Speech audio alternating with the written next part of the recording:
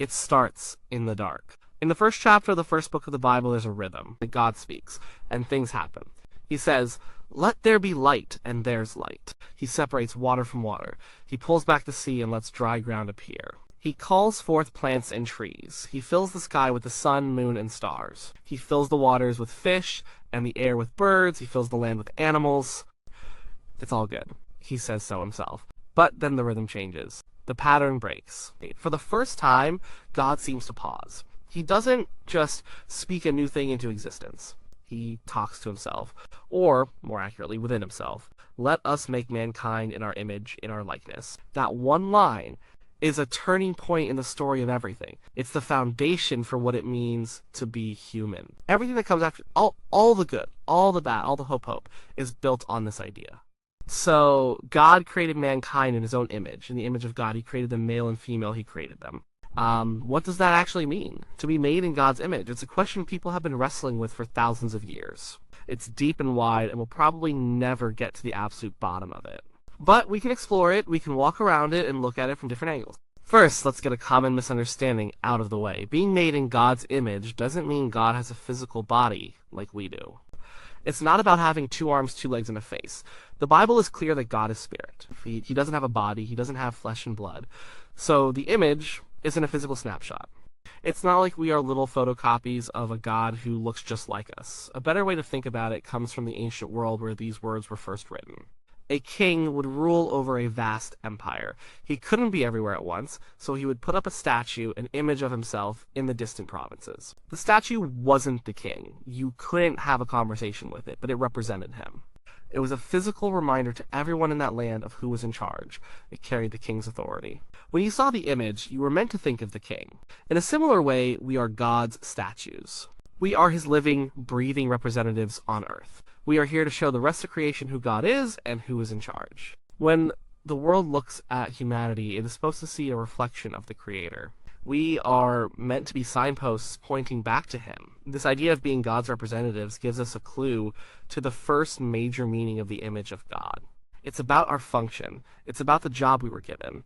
Right after God says he made us in his image, he gives us a command. It's often called the cultural mandate.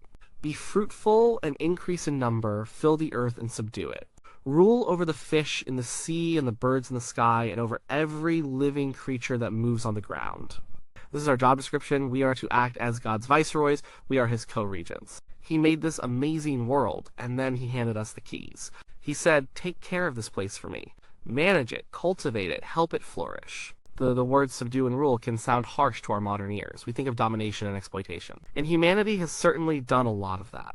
We've polluted the rivers, stripped the forests, and driven species to extinction. But that's a distortion of our original purpose. It's a failure to live up to our job description. A good king doesn't destroy his own kingdom. A good gardener doesn't poison his own soil. True rule, the kind of rule God has, is not about crushing and taking. It's about ordering things for the good of all. It's about creating environments where life can thrive. When God rules, he brings order out of chaos. He brings light into darkness. He brings life where there was emptiness.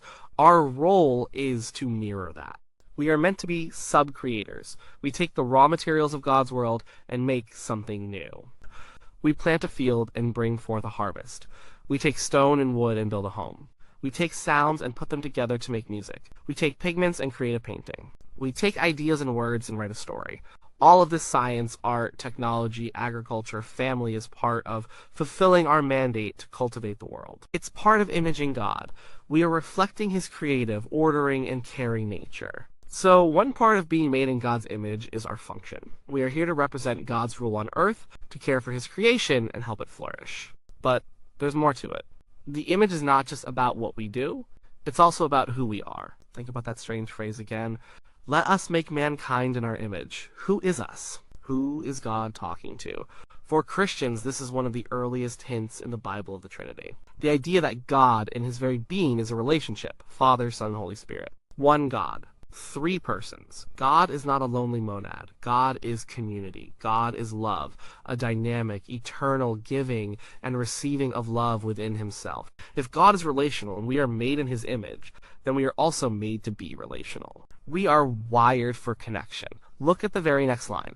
Male and female, he created them. The image of God is not found in the male alone or the female alone. It is found in both and is reflected in their coming together. Right from the start, we are made for community. We are designed to live with and for others. Loneliness is one of the most painful human experiences. Solitary confinement is a terrible punishment. We need each other. We are born into families, we form friendships, we build cities. We create societies. We are profoundly social creatures. This isn't a flaw or a weakness. It's a reflection of the God who made us. We image God when we love one another, serve one another, and live in healthy community. This relational aspect goes even deeper. We are not just made for relationship with each other. We are made for a relationship with God himself. An animal can't have a conscious, worshipful relationship with its creator. A tree can't pray, a mountain can't sing praises. But we can't. We are created with a God-shaped hole in our hearts, a deep-seated longing to connect with the one who made us. We have the capacity for spiritual awareness, for worship, for a personal connection with God. This is a massive part of what it means to bear his image. We are the one part of creation that can consciously love the creator back. So, the image of God is about our function as rulers and caretakers, and it's about our relational nature made for community with each other and with God. There is a third angle to consider, one that is more about our internal makeup. It's about our very substance. What qualities do we have that reflect God? What is it about our inner world that makes us different from the animals? Think about our capacity for reason and abstract thought. We can do more than just react to our environment. We can think about the past and plan for the future. We can do complex mathematics. We can ponder the meaning of justice, beauty, and truth. We can ask questions like, why am I here? And what is my purpose? This rationality, this ability to think and reason, is a reflection of God's mind. God is a God of order and logic. The universe he made runs on consistent laws that we can discover and understand. Our minds are a small mirror of his. Think about our creativity. As we mentioned before, we are sub-creators. But it's not just about practical things like farming and building. We create for the sake of beauty. We write poetry, we compose symphonies, we paint masterpieces. Why? There is no purely evolutionary reason for this. It seems to be a built-in part of our nature. And it's a direct reflection of our creator, who didn't just make a functional world, but a beautiful one. He filled it with sunsets and galaxies and peacocks and flowers. He is the ultimate artist, and we, made in his image, are also artists. Think about our moral compass. Every human society in history has had some kind of moral code, some sense of right and wrong. We may disagree wildly on what is right and what is wrong, but the very concept of right and wrong is universal. We have a conscience, we feel guilt, we long for justice, we know that some things are good and some things are evil. This moral awareness reflects the character of God. The Bible tells us God is holy, just, and righteous. He is the standard for goodness. Our innate sense of morality, however flawed it may be, is a whisper of his perfect character. Think about our use of complex language. We can communicate intricate, abstract ideas through words. We can tell stories, we can pass down knowledge from one generation to the next. This ability to communicate with such depth and precision is unique to us. And it reflects the God who speaks, the God who creates the entire universe through his word. Finally, think about our spirit, our soul. We have a sense of eternity. We know we are going to die, and we wrestle with that reality.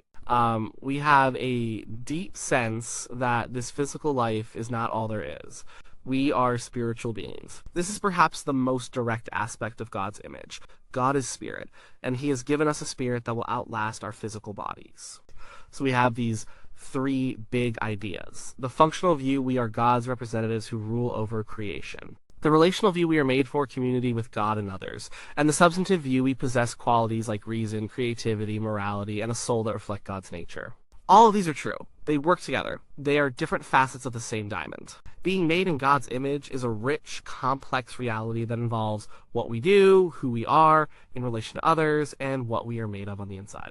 This is a beautiful and powerful picture of humanity. We were created with incredible dignity, purpose, and potential. But we have a problem, a huge one.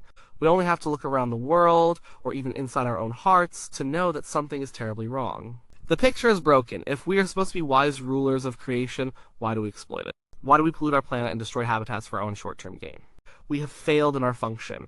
Our rule has often been selfish and destructive, not life-giving. If we are supposed to be relational beings living in perfect community, why are our relationships so often filled with pain?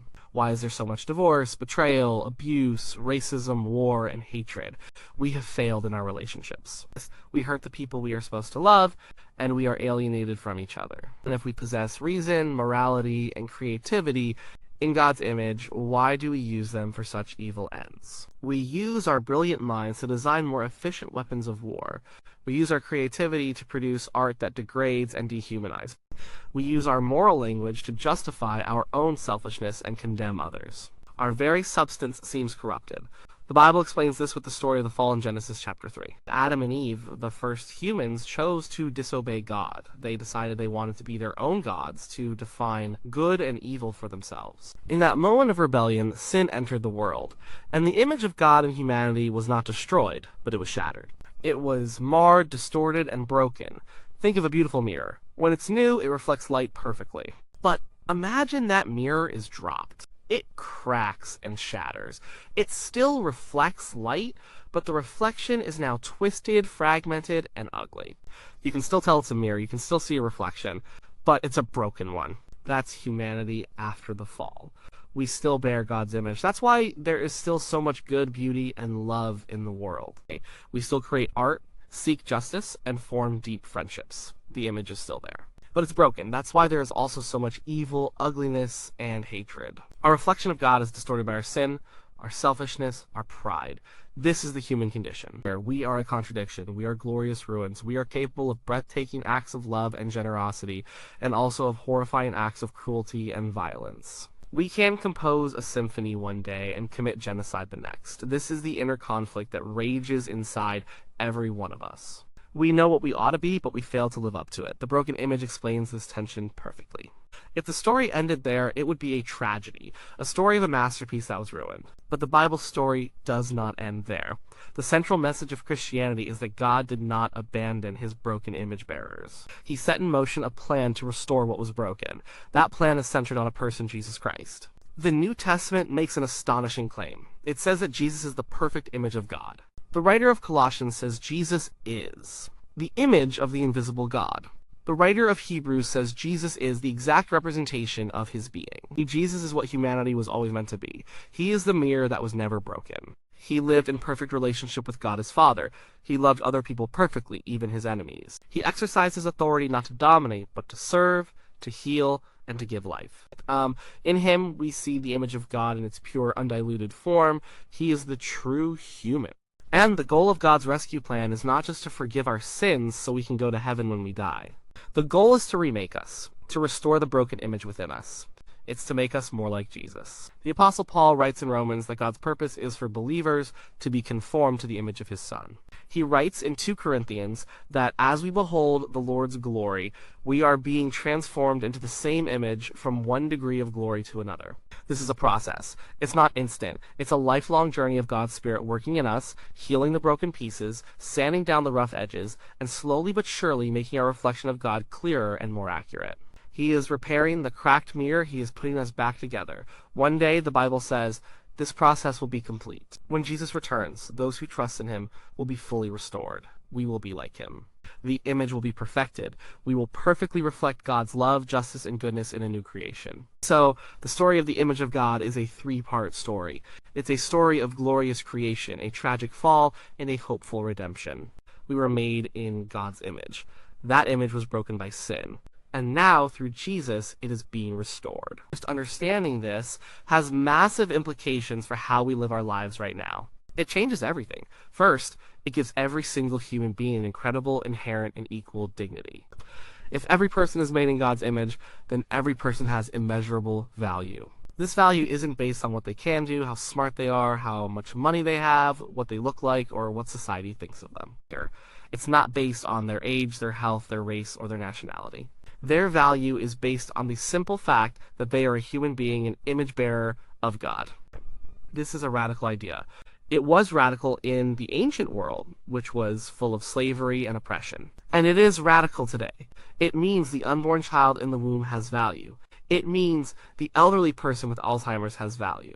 It means the person with severe disabilities has value. It means the homeless person on the street has value. It means the prisoner on death row has value. It means Your worst enemy has value. Their image of God may be deeply marred by sin or sickness or circumstances, but it is there. And because it is there, they are worthy of respect, protection, and love. This truth is the foundation for all human rights. It is the ultimate argument against racism, slavery, oppression, and injustice of every kind. When we mistreat another person, we are not just harming a fellow creature. We are vandalizing a statue of God. We are scorning the very image of our Creator. Second, it gives our lives profound meaning and purpose. We are not cosmic accidents. We are not just a random collection of atoms that came together by chance. We are not just highly evolved animals. We were made on purpose, for a purpose. We were made to reflect God. This gives meaning to everything we do. Our work is not just a way to earn a paycheck. It's an opportunity to cultivate a small corner of God's world, to bring order and flourishing, to image our Creator. Whether you are a farmer, an artist, a teacher, a doctor, a parent, or a janitor, your work can be a way of reflecting God's character. Our relationships are not just a way to avoid loneliness. They are an opportunity to mirror the love and community that exists within God Himself. When we love our families, serve our neighbors, and forgive those who wrong us, we are imaging our relational God. Our creativity, our pursuit of knowledge, our fight for justice, all of it can be an expression of the image of God within us. Our lives have a grand, overarching purpose to show the world what God is like. And third, it gives us a realistic view of ourselves and the world. Understanding that the image of God is broken keeps us from two dangerous extremes. On one hand, it keeps us from utopianism. We won't be surprised by the evil in the world or in our own hearts. We understand that things are not the way they are supposed to be. We won't be shocked when politicians are corrupt, when systems are unjust, or when we ourselves betray our own values. The brokenness is real. On the other hand, it keeps us from cynicism and despair. The image of God, though broken, is still there. Humanity is not pure evil. There is still goodness, beauty, and truth to be found. People are still capable of great love and sacrifice. And more importantly, the story isn't over. Restoration is not just possible, it's promised. This gives us a reason to hope. It gives us a reason to work for justice and peace, knowing that we are working with the grain of the universe, aligning ourselves with God's ultimate plan of restoration. So, what does it mean to be made in God's image? It means you were made to be a ruler, a wise caretaker of God's creation. It means you were made for relationship, for community, for love. It means you were given a mind to reason, a heart to feel, a will to choose, and a spirit that longs for eternity. It means you have an unshakable dignity and worth, no matter what. It means your life has a purpose that is higher than your own happiness. It also means you are broken. You have failed to live up to this high calling. You have misused your authority, broken your relationships, and distorted the good gifts God gave you. But most importantly, it means you can be restored. The perfect image of God, Jesus, came to rescue and remake us. He is at work putting the pieces back together, transforming us from the inside out. This is the foundation of what it means to be human. It's where we came from. It explains the mess we are in, and it shows us the way home. It's the truth that tells us who we are and who we are becoming. We are the flawed but cherished image bearers of the living God, and our purpose is to reflect Him.